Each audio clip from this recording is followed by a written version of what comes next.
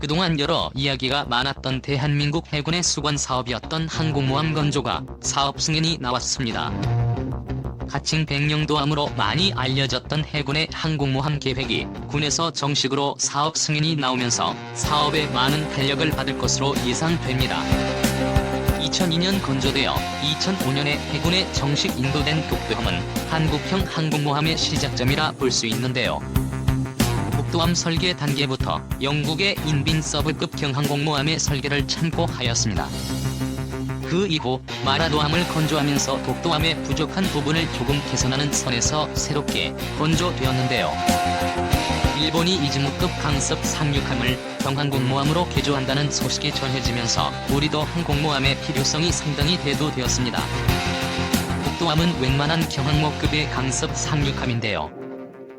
아무래도 처음으로 건조한 강습 상륙함이다 보니 이것저것 테스트에 중점을 두다 보니 실험성이 강한 상륙함이 되었습니다.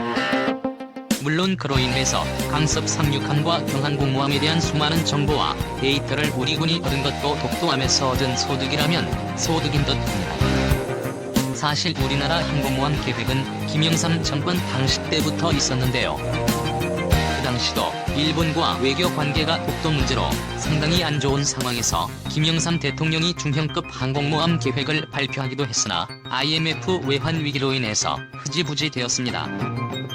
그 이후 김대중 정권이 들어서면서 IMF 외환 위기를 어느 정도 벗어나고서 김대중 대통령이 대양 해군 건설을 주장하면서 독도함과 세종대왕급 이지스함의 건조를 이루면서 연근의 해군에서 대양 해군의 기틀이 마련되었습니다.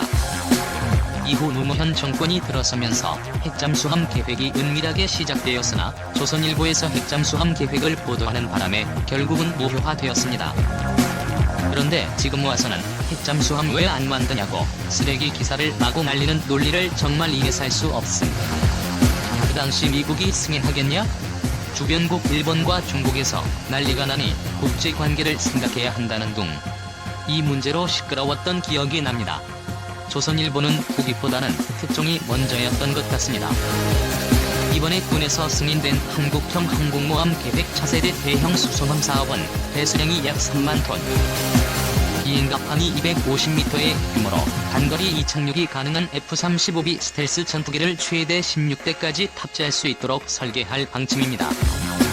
이 정도면 일본의 경항공모함인 이즈모함보다 크게 만들어진다는 이야기가 됩니다.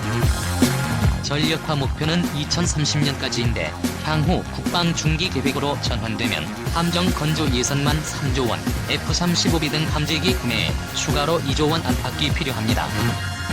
일단 군에서 실질적인 한국형 항공모함 계획을 승인했다는 것은 머지않아서 대한민국 해군도 정식 항공모함을 보유하는 국가가 됩니다.